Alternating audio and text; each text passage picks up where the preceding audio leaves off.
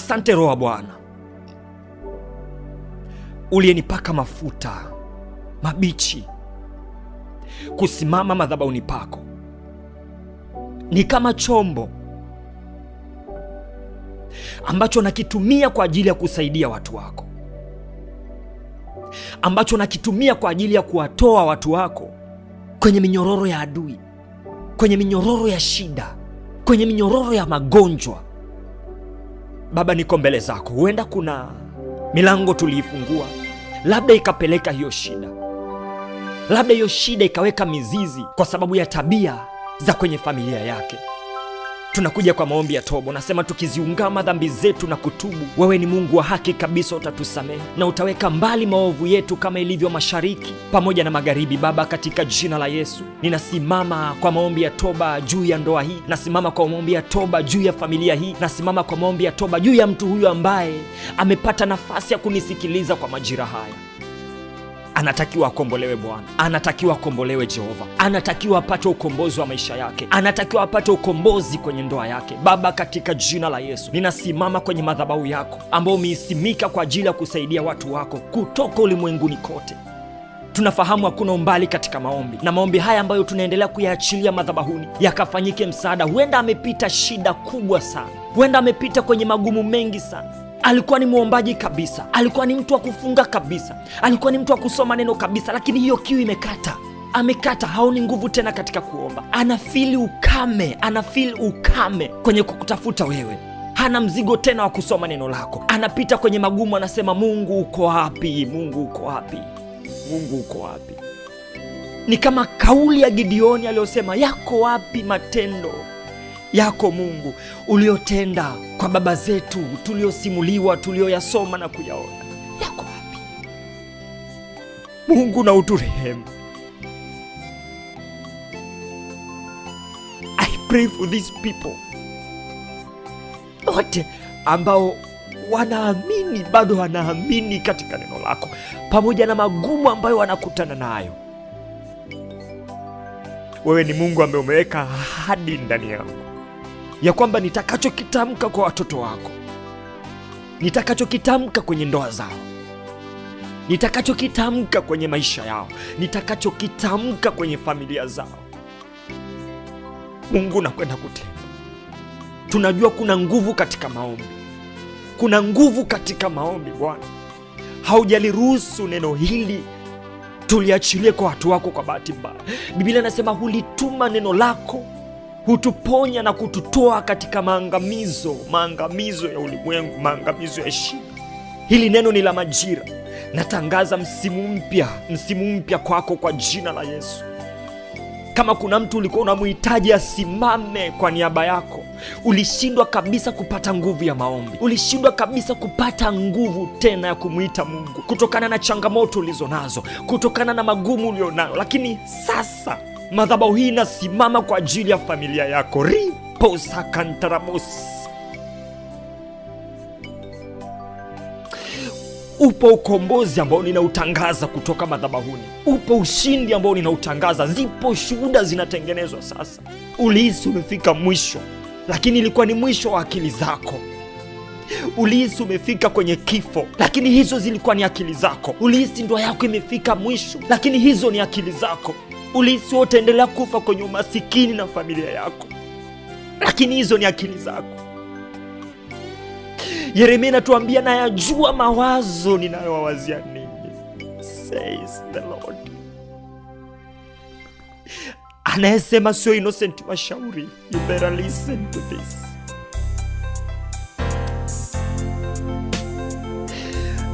Anajua mawazo anayokuwazia. Hahitaji wewe yajue mawazo anayokuwazia. Anasema anayajua mwenyewe, yeye anayajua. Na ametuelekeza, anasema ni mawazo ya amani wala sio mabaya. Mawazo ya amani wala sio mabaya. Anasema kuwapa ninyi tumaini siku zenu za mwisho. Kuwapa ninyi tumaini siku mnahisi mmefika mwisho wa akili zenu. Kwa sababu mwisho wa fikra zetu ndo mwanzo wa utendaji wa Mungu. Huenda ulifika mwisho kabisa wa akili zako, lakini natamka mwanzo kwa jina la Yesu. Ninatamka mwanzo wa Mungu kutenda kwenye maisha yako. Yuko malaika anayetumwa, malaika aliyetumwa gerezani kwenda kumsaidia Petro na kumtoa kwenye gereza na kumweka huru. Malaika aliyetumwa kwenda kumsaidia Petro. Herodi hakuelewa kitu gani kimefanyika, walinzi hawakuelewa kitu gani kimefanyika. Ndivyo nguvu za giza hazitaelewa umetokaje kwenye mitego yao, because malaika wa Bwana anakwenda kutumwa. Kwa maombi haya madhabahuni, malaika wa Bwana anakwenda kutumwa na anakwenda kukukomboa, anakwenda kukusaidia kabisa, anakwenda kukutoa kwenye hiyo shida, anakwenda kuisaidia familia yako kabisa na magumu ambayo mmekutana nayo, anakwenda kukuvusha kwenye hiyo changamoto. Ni matamko ya madhabahuni kabisa kutangaza msimu mpya wa maisha yako. Ninatangaza majira mapya katika jina la Yesu Kristo wa Nazareth. Natangaza majira mapya katika jina la Yesu, katika jina la Yesu. Natangaza majira mapya kwenye ndoa yako kwa jina la Yesu. Natangaza majira mapya kwenye familia yako kwa jina la Yesu. Roho za laana za kifamilia katika jina la Yesu Kristo.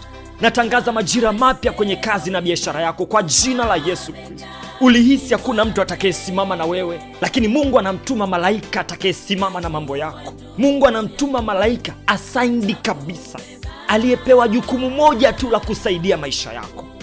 Mungu anamtuma malaika anayekuja kukomboa familia yako. Mungu anamtuma malaika anayeleta package ya mafanikio kwenye familia yako. Mungu anamtuma malaika anayekuja kumtengeneza mwenza wako katika jina la Yesu Kristo wa Nazareth. Asante Bwana Yesu kwa sababu ni mwema. Asante Bwana kwa uwezo wako na nguvu zako. Asante Bwana kwa sababu ya fadhili, maana ni za milele kwenye maisha yetu. Asante kwa sababu neno hili halijaja bure. Limekuja na ukombozi, limekuja na uzima, limekuja kutangaza habari mpya. Habari mpya ndio ninayotangaza kwa watu wako. Habari mpya ndio ninayotangaza kwa washirika wa madhabahu ya siri za Biblia. Habari mpya ndio ninayotangaza kwa kila mmoja aliyepata nafasi na anayesikiliza haya maombi katika jina la Yesu. Najua wako watu wanahitaji kupata huu msaada.